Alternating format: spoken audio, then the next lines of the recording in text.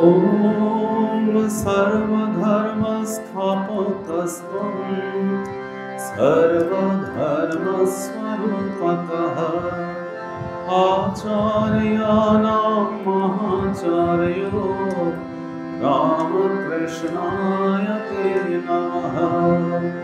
यथाग्निर्दाहिका शक्ति रामकृष्णे स्थिता धिया सर्वविद्यास्वरूपां तां शारदां प्रणमाम्यहम्। परतत्त्वे सदा लीनो रामकृष्णसमाज्ञया यो धर्मस्थापनरतो वीरेशं तं नमाम्यहम्। कालिन्दे पुण्यकमले माधवेन क्रीडारत ब्रह्मानन्दं नमस्तुभ्यं सद्गुरो लोकनायक। योगानन्दप्रेमानन्दश्चान्निवये च पार्षदा रामकृष्ण गतप्राणा सर्वान् तान् प्रणमाम्यहम्। मूकं करोति वाचालं पङ्गुं लङ्घयते गिरिं यत्कृपात्महं वन्दे परमानन्दमाधवम्।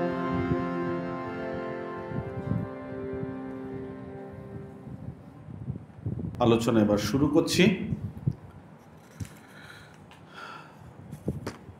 যেখানে আমরা আলোচনা সমাপ্ত করেছিলাম দ্বিতীয় অধ্যায়ের একটি অত্যন্ত গুরুত্বপূর্ণ শ্লোকে। সেখানে প্রথমেই অর্জুন জিজ্ঞাসা করেছিলেন ভগবান শ্রীকৃষ্ণকে, বলছেন এই যে স্থিতপ্রজ্ঞ আমরা যাকে বলি, স্থিতপ্রজ্ঞস্য কা ভাষা সমাধিস্তস্য কেশব স্থিতধি কিম প্রভাসেত কিম আসিত ব্রজেত কিম। বলছেন এই যে স্থিতপ্রজ্ঞ, দ্বিতীয় অধ্যায়ের 54 নম্বর শ্লোক, শ্রীকৃষ্ণকে জিজ্ঞাসা করছেন অর্জুন, আচ্ছা স্থিতপ্রজ্ঞ আমরা কাকে বলবো?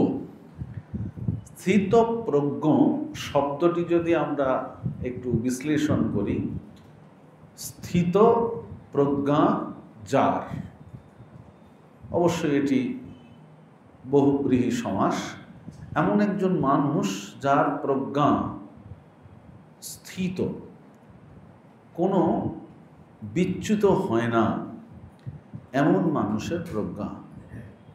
আবার এই প্রজ্ঞা শব্দটিরও একটি সমাসবদ্ধ পদ, প্রকৃষ্ট রূপে যে জ্ঞান, প্রকৃষ্ট জ্ঞান, প্রজ্ঞা, প্রকৃষ্ট জ্ঞান আছে এমন একজন মানুষ। তাহলে স্থিতপ্রজ্ঞ যার এই প্রজ্ঞা একেবারে কোনোভাবেই বিচলিত হয় না, তার কথা অর্জুন জিজ্ঞাসা করছেন। বলছেন তিনি কেমন, স্থিতধি কিম প্রভাসেত, তিনি কেমন ভাষায় কথা বলেন, কিম আসিত কেমনভাবে থাকেন, কেমনভাবে বিচরণ করেন। তখন তার উত্তরে অর্জুন, গত ক্লাসে আমাদের আলোচনা হয়েছিল, বলছেন প্রজহাতি যদা কামান সর্বান পার্থ মনোগতান আত্মন্যেবাত্মনা তুষ্ট স্থিতপ্রজ্ঞস্তদুচ্যতে। বলছেন যখন সমস্ত মনোগত বাসনা, ডিজায়ার যিনি পরিত্যাগ করেছেন এবং যিনি এই আত্মাতে স্থিত হয়েছেন, এবং তার পরের শ্লোকটি খুব গুরুত্বপূর্ণ ছিল, আলোচনা করেছিলাম, দুঃখেষু অনুদ্বিগ্নমনা সুখেষু বিগত স্পৃহা ভীত রাগ ভয় ক্রোধ। কি সুন্দর দেখুন, প্রত্যেকটা বৈশিষ্ট্য বলছেন, দুঃখেষু অনুদ্বিগ্ন মনা, দুঃখ হলেও তার মধ্যে কোনো উদ্বেগ নেই। সুখেষু বিগত স্পৃহা, সুখেষু বিগত স্পৃহা, সুখ বা আনন্দতেও তার কোনো স্পৃহা নেই। ভীত রাগ, রাগ মানে এই শব্দটা হচ্ছে অ্যাটাচমেন্ট, অ্যাটাচমেন্ট। আর রাগ ভয় ক্রোধ, ভয় এবং ক্রোধ। আমরা ক্রোধের বাংলা বলি রাগ, রেগে গেছে, ক্রুদ্ধ হয়েছে, কিন্তু রাগ শব্দটার একটা আলাদা অর্থ আছে। রাগ মানে হচ্ছে অ্যাটাচমেন্ট আমরা যাকে বলি, এবং এই অ্যাটাচমেন্ট, অনুরাগ, বিরাগ, বিরাগ যার রয়েছে তাকে বলা হয় বিরক্ত। বিরক্ত মানে কিন্তু ইরিটেটেড নয়। বিরক্ত শব্দটা এখন আমরা বুঝতে বুঝাই প্রচণ্ড তিনি বিরক্ত, ইরিটেটেড, ইটস নট ইরিটেটেড। কি জানি এখনকার দিনে বাংলা বা সংস্কৃত শব্দের আবার মানে প্রতিশব্দ বুঝতে গেলে একটু ইংরেজিতে বললে আমাদের বুঝতে সুবিধা হয়।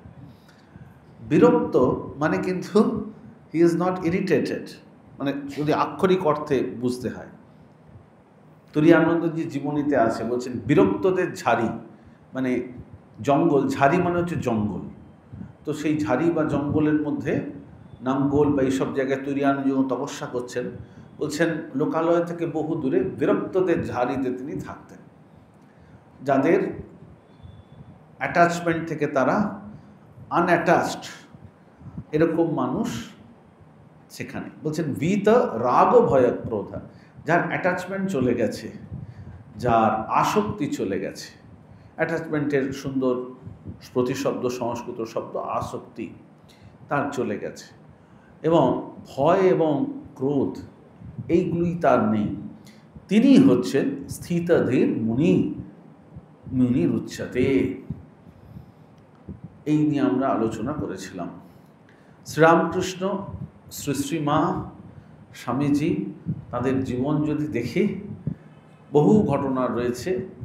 আপনারা যখন মনে মনে নিজের মনে যদি আলোচনা করতে থাকেন তাহলে দেখবেন এর এই উদাহরণ বা এগুলো খুব বুঝতে সুবিধা হবে। যেমন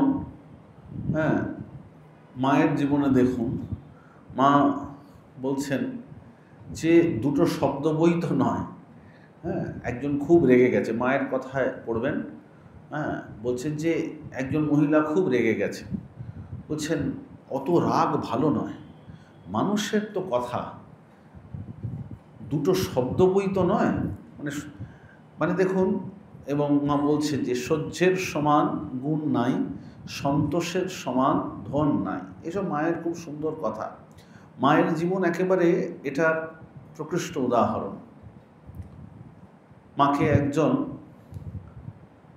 মানি অর্ডার করে, মায়ের একজন, অনেকে টাকা মাকে পাঠাতেন, মানি অর্ডার করে জয়রামবাটিতে একজন টাকা পাঠিয়েছেন।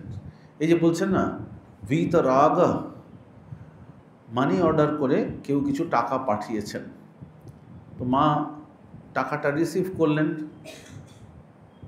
তাকে পরে সেবককে দিয়ে প্রাপ্তি স্বীকার করলেন। পরে সেবক মায়ের যারা ছিলেন তাদের দিয়ে চিঠি লেখাতেন। তখনকার দিনে মূলত পোস্ট কার্ড, মায়ের সুন্দর বই বেরিয়েছে, মায়ের চিঠি, মায়ের চিঠি বলে একটা সুন্দর বই বেরিয়েছে। তো মা তো বেশিরভাগই বলে যেতেন, সেবকরা লিখে যেতেন। তারপর দেখুন কি সুন্দর, মা বলছেন টাকা কিন্তু উনি গুনে নিতেন না, একটা জায়গায় রেখে দিতেন, রেখে দিলেন। তখন একজন যখন জিজ্ঞেস করছেন, মায়ের কথাটা শুনুন, এত ইন্টারেস্টিং। বলছেন দেখো বাবা, টাকা নিয়ে বেশি নাড়াচাড়া প্রসঙ্গে বলছেন টাকা এমন জিনিস দেখলে কাঠের পুতুলও হাঁ করে,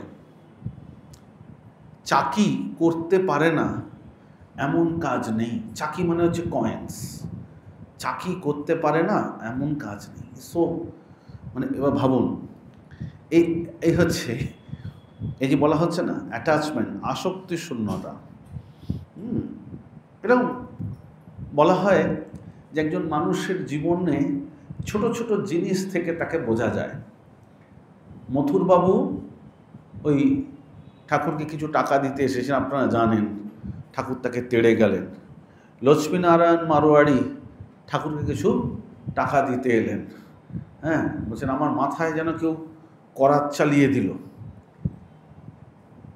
মানে তাদের জীবনে এই হচ্ছে একটা অদ্ভুত ত্যাগের পরাকাষ্ঠা।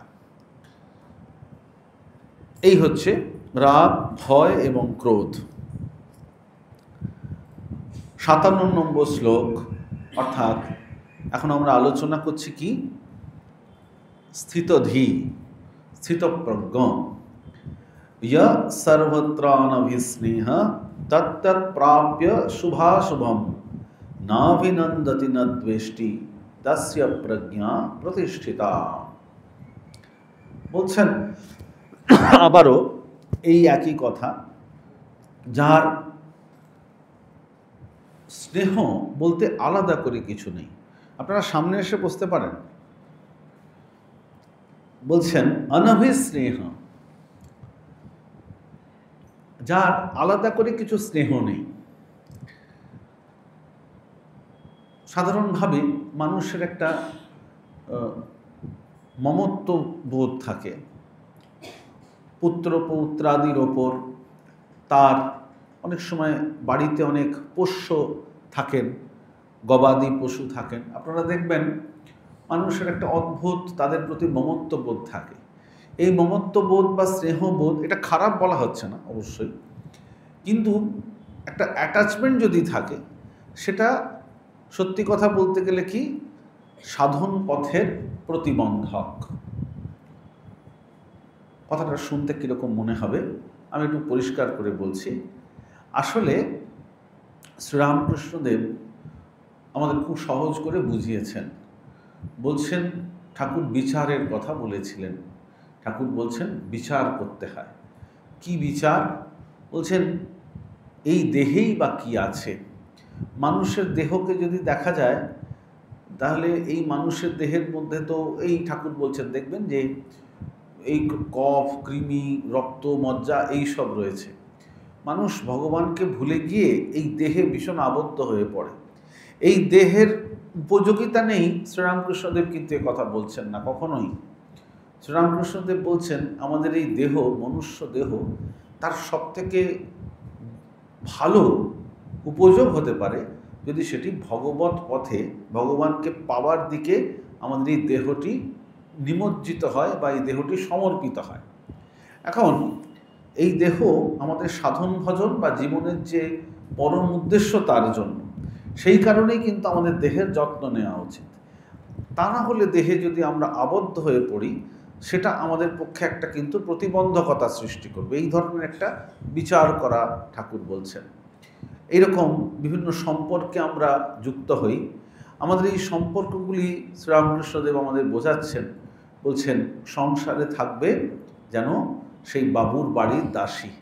হ্যাঁ, একটি অত্যন্ত গরিব মহিলা, তিনি শহরে আসেন, যারা একটি বড় লোকের বাড়িতে তিনি পরিচারিকার কাজ করেন। সেই যে বাড়ির কর্তা, তার ছোট ছোট সন্তানগুলিকে তিনি নিজের ছেলের মতোই, মেয়ের মতোই মানুষ করছেন। বলছেন মুখে বলে আমার রাম, আমার হরি, কিন্তু মনে মনে বেশ জানে যে এরা আমার কেউ নয়। মানে আমাদের এই যে সম্পর্কগুলি, দেখুন আমরা আসি পৃথিবীতে, প্রত্যেকে যদি খুব গূঢ়ভাবে একটু বিচার করে দেখি, আমাদের পৃথিবীতে আসা কিন্তু একা, যাওয়াটাও একা। এটা তো মানতেই হবে সবাইকে। আমাদের যাওয়া এবং আসা এটা এককভাবেই হয়। মধ্যিখানে আমরা সম্পর্কের সূত্রে জড়িয়ে পড়ি। কিন্তু ঠাকুর বলছেন বিচারটা এরকমই হবে যে আমাদের কিন্তু আসল সম্পর্ক ভগবানের সাথে। আমরা কিন্তু সত্যি সত্যি ঈশ্বরের সঙ্গে যেন আমাদের সেই সম্পর্ক থাকে।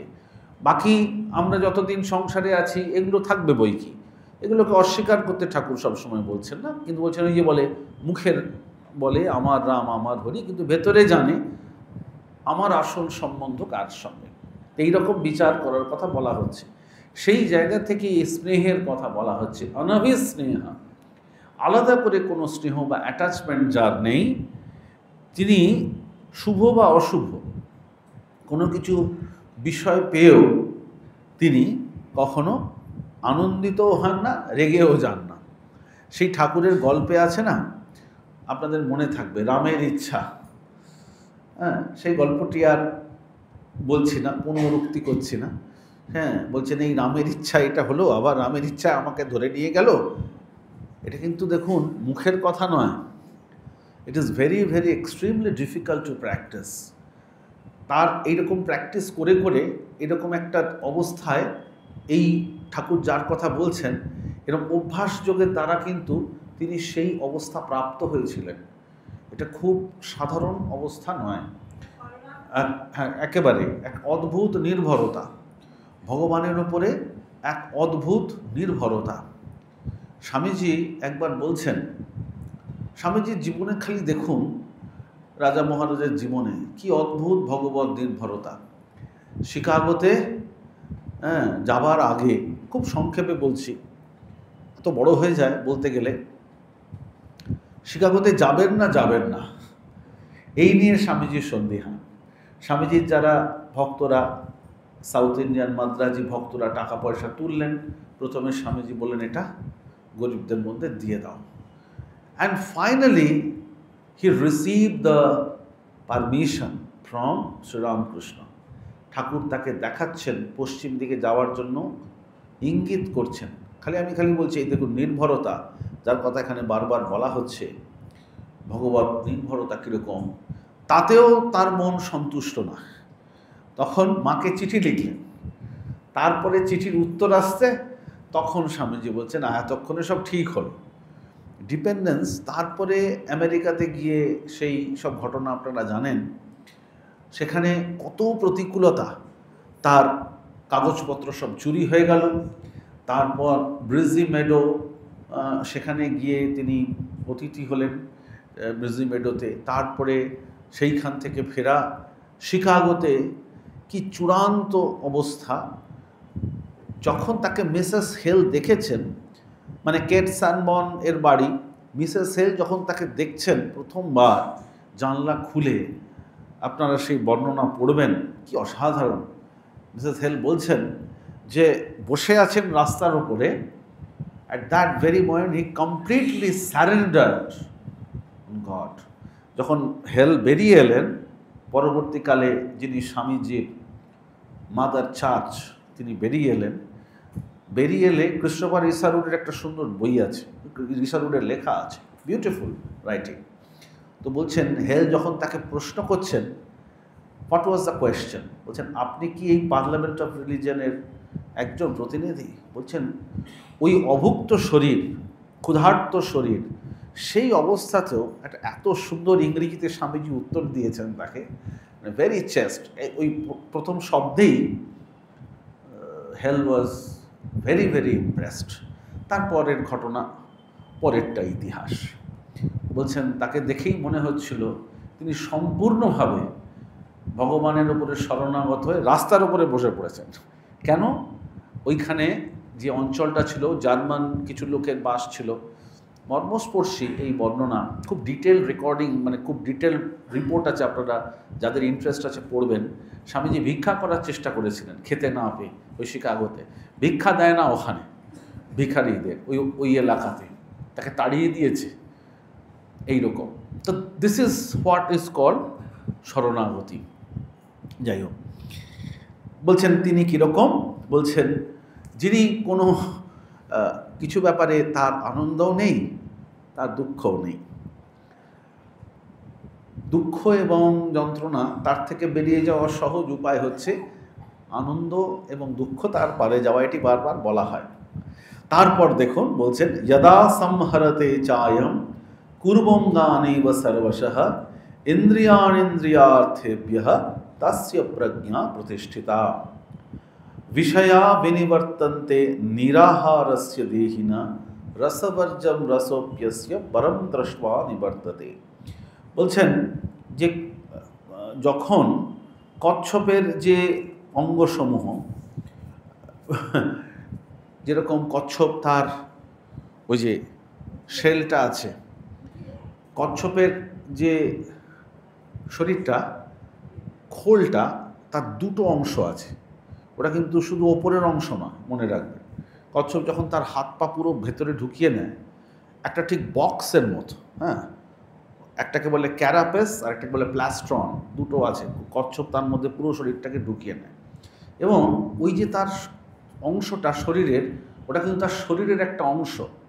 মানে কচ্ছপের যে মেরুদণ্ড, তার হাড়, ওগুলো সব লেগে থাকে ওই গঠনটার সঙ্গে।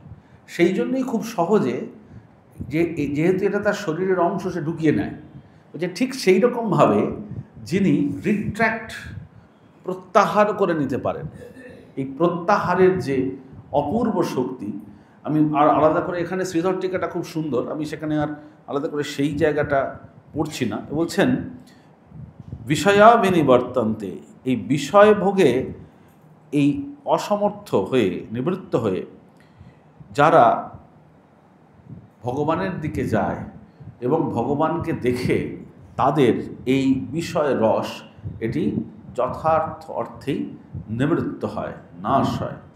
অর্থাৎ এর অর্থ হচ্ছে যে নিরাহারী উপবাস পরায়ণের বিষয়সমূহ প্রায় নিবর্তিত হয়, এবং যারা ক্ষুধা সন্তপ্তের শব্দস্পর্শাদিতে অপেক্ষার অভাববশত নিবৃত্ত হয়, এই হচ্ছে এর অর্থ। বলছেন তার প্রজ্ঞা তখনই প্রতিষ্ঠিত হয় যখন তিনি এই বিষয় থেকে নিজেকে পরিহার করে নিতে পারেন। খুব একটা সিম্পলেস্ট, আপনাদের স্বামী বিবেকানন্দের রচিত, এটা আমার খুব প্রিয়, স্বামী বিবেকানন্দের রচিত যে সমাধি সঙ্গীত, এটি আপনারা পড়বেন। নাহি সূর্য নাহি জ্যোতি নাহি শশাঙ্ক সুন্দর। তো আমার সৌভাগ্য হয়েছিল একজনের কাছে এটা নিয়ে, এই গানের এই বিষয়টা নিয়ে আলোচনা করেছিলাম একজন মহারাজের সাথে। বেদান্তের যে একবারে পরিষ্কার তত্ত্ব রয়েছে, বেদান্তে এইটিকে বলা হয় চিৎ জড় গ্রন্থি। চিৎ জড় গ্রন্থির একটা বিরাট আলোচনা রয়েছে বেদান্তের অনেকগুলো জায়গায়। তো এই সমাধি সঙ্গীত পড়লে বুঝতে পারবেন যে একজন সত্যি সত্যি অনুভবী মানুষ সমাধিকে অনুভব বললে টেকনিক্যাল এরর হয়ে যাবে। সমাধিকে অনুভব বলা যাবে না, বোধে বোধ করা, এগুলো সব বেদান্তের টেকনিক্যাল টার্ম। অনুভবের মাধ্যম হচ্ছে আমাদের মন। The medium of any kind of feeling, sense, perception is either our mind or intellect. মনে রাখবেন, এই সমাধি, স্বামীজি যে এই নির্বিকল্প সমাধি, এখানে মনের কোনো অস্তিত্ব নেই। This is beyond mind, where there is no mind, কেননা যেখানে মনের অস্তিত্ব চলে যায়।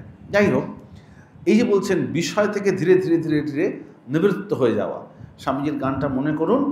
বলছেন এই যে নাহি সূর্য নাহি জ্যোতি নাহি শশাঙ্ক সুন্দর, ভাসে বোমে ছায়াসম ছবি বিশ্ব চরাচর।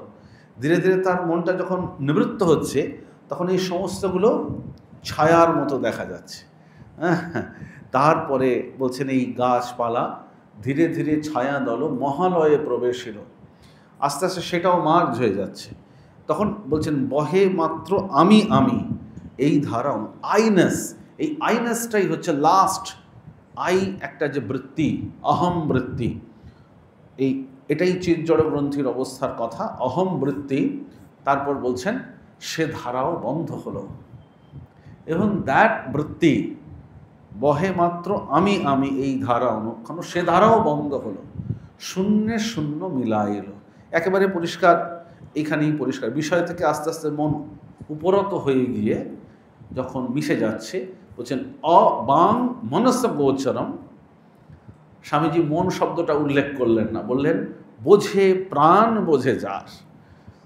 মানে একেবারে মানে বেদান্তের সব বেদান্তের সব টেকনিক্যাল শব্দগুলোকে নিয়ে স্বামীজির এই রচনা। তো এই হচ্ছেন কথা। 60 নম্বর শ্লোক বলছেন যতত হ্যপি কৌন্তেয় পুরুষস্য বিপশ্চিতঃ ইন্দ্রিয়াণি প্রমাথিনী হরতে প্রসভম মনা।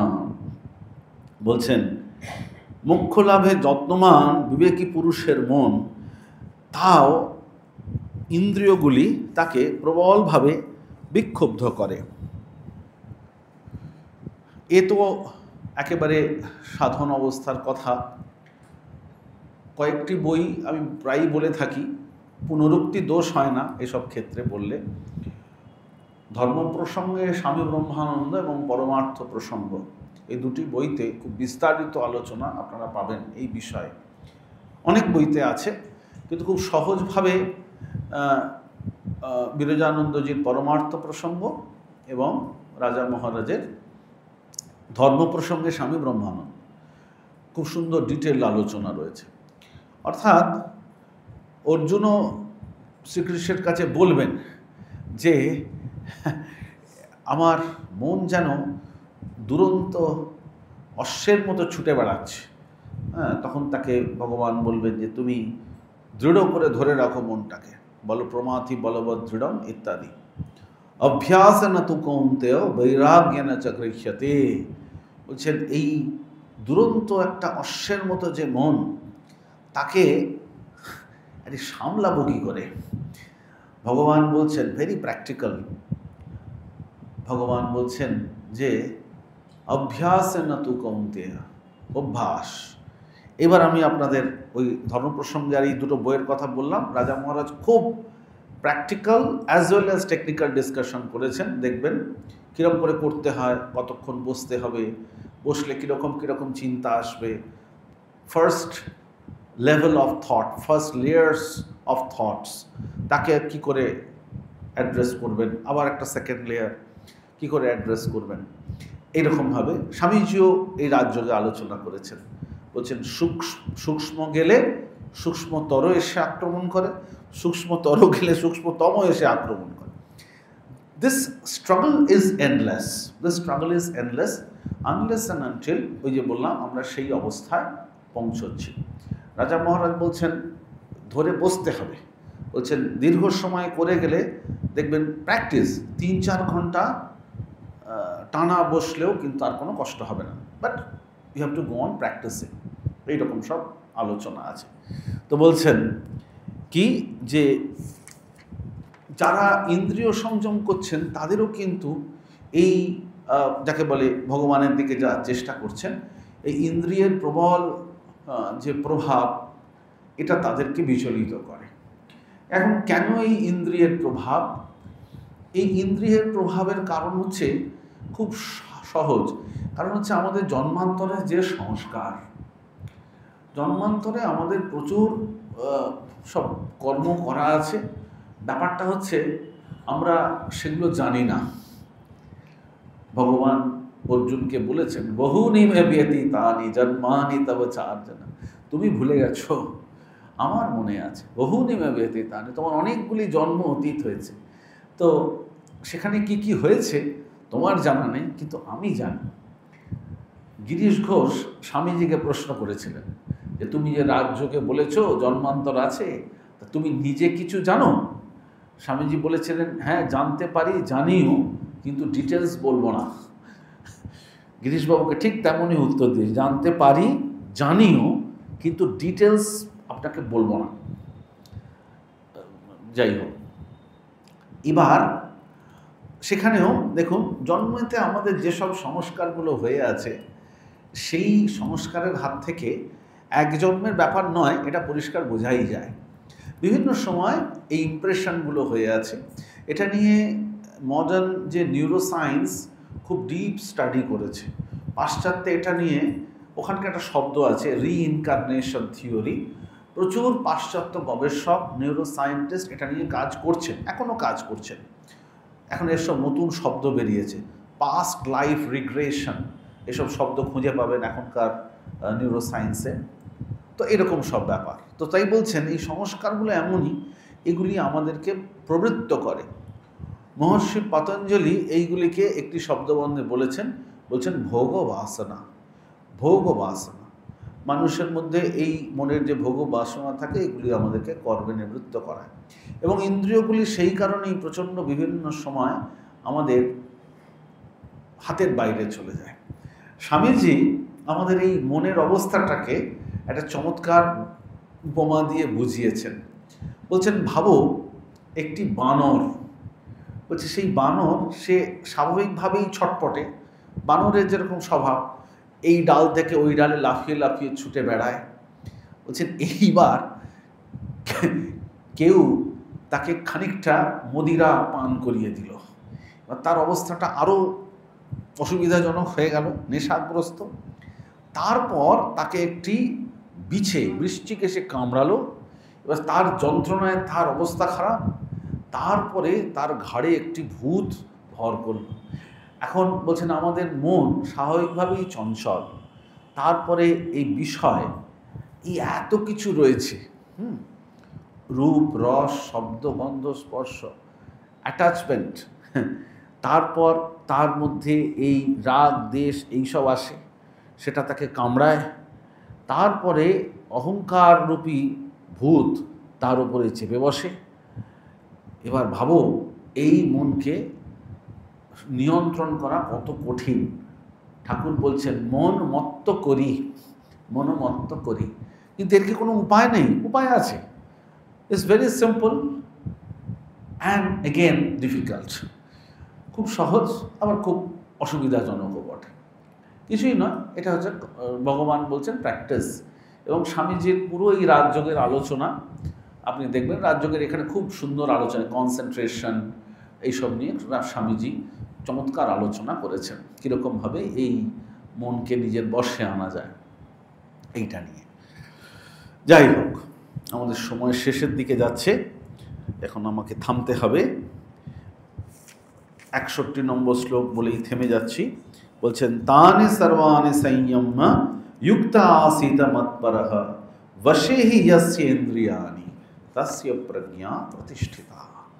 হ্যাঁ, যার ইন্দ্রিয় তার স্ববশে আছে, স্বামীজি বলছেন এই রাজযোগে দেখে, বলছেন control mind is just like riding a trained horse. মন বসে থাকলে একটি অত্যন্ত ট্রেন ঘোড়া, সেটিকে চালিয়ে যেমন আনন্দ হয় যে ঘোড়সওয়ার, ঠিক সেই রকম মন যদি আমাদের নিয়ন্ত্রণে থাকে তাহলে আমাদের জীবনটা এইরকম আনন্দে থাকবে। আজকে কি বার? শনিবার না? ঠিক আছে।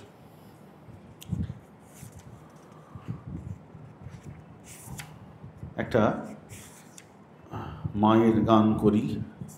আজকে শনিবার, আমাদের কালী কীর্তনের দিন।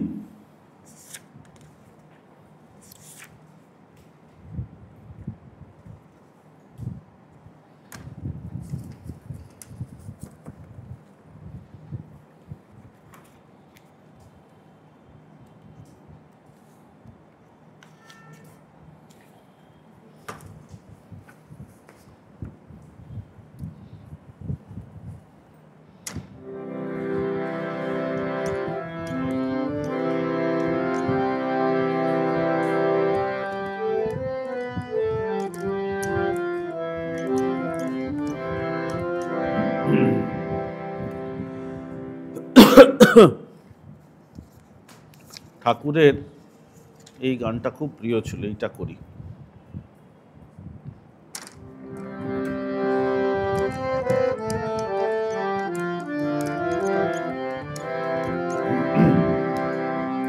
কখনো কি রঙে থাকো মা, কখনো কি রঙে থাকো মা, শ্যামা সুধা তরঙ্গিনী কালী সুধা তরঙ্গিনী।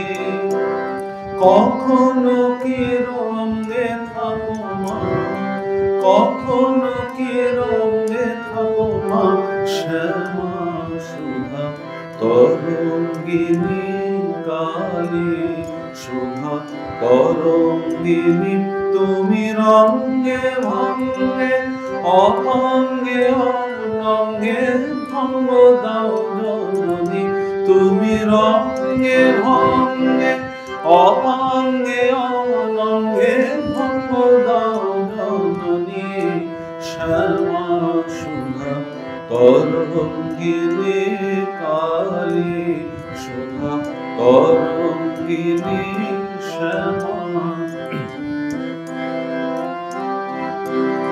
লম্ফে ঝম্পে কম্পে ধরা বসি ধরা করালিনী, লম্ফে ঝম্পে কম্পে ধরা বসি ধরা করালিনী, লম্ফে ঝম্পে কম্পে ধরা বসি ধরা করালিনী, তুমি ত্রিগুণা ত্রিপুরা তারা ভয়ঙ্করা কালকামিনী, তুমি ত্রিগুণা ত্রিপুরা তারা ভয়ঙ্করা কালকামিনী, শ্যামা সুধা তরঙ্গিনী কালী, সুধা তরঙ্গিনী, সাধকের বাঞ্ছা পূর্ণ করুণালা রূপ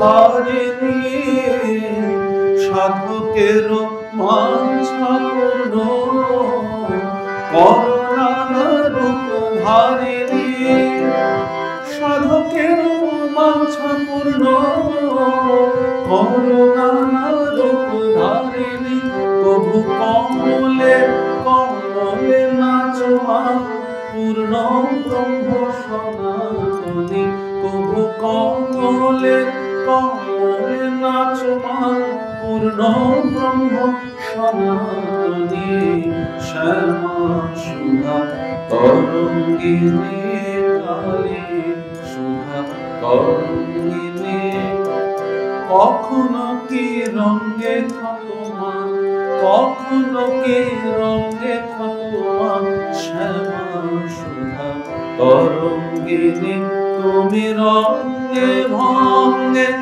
অঙ্গে অনঙ্গে ভঙ্গ দানি, শ্যামা সুধা তরঙ্গিনী কালী, সুধা তরঙ্গিনী মা।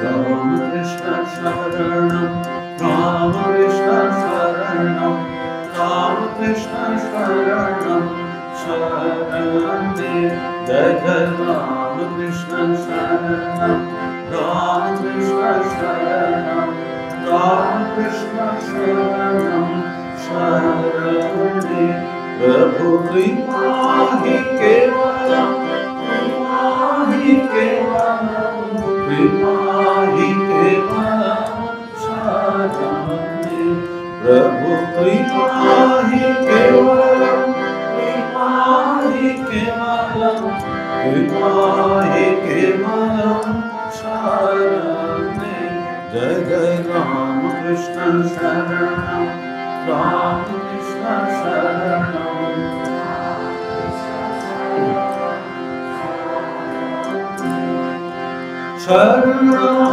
Sharanagatoham, Sharanagatoham, Sharanagatoham, Sharanam, Prabhu Sharanagatoham, Sharanagatoham, Sharanagatoham, Sharanam, Jai Rama Krishna Sharanam, Rama Krishna Sharanam, Rama Krishna Sharanam, Sharanam, Namo Sri Gurave, Namo Sri Gurave, Namo Sri Gurave, Namo Prabhu, Namo Sri Gurave, Namo Sri Gurave, Namo Sri Gurave, Namo Namo, Jai Jai Rama Krishna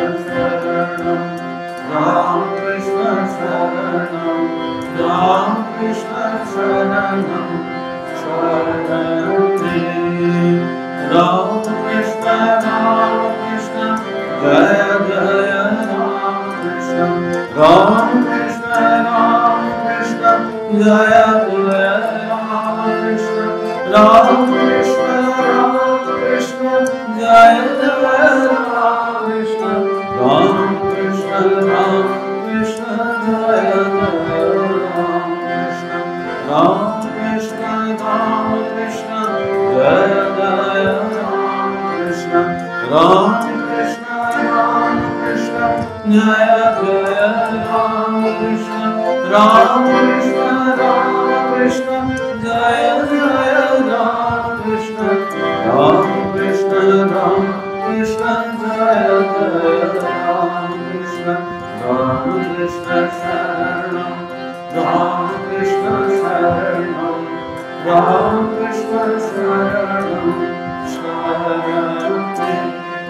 कृपा ही केवलम, कृपा ही केवलम, कृपा ही केवलम शरणे।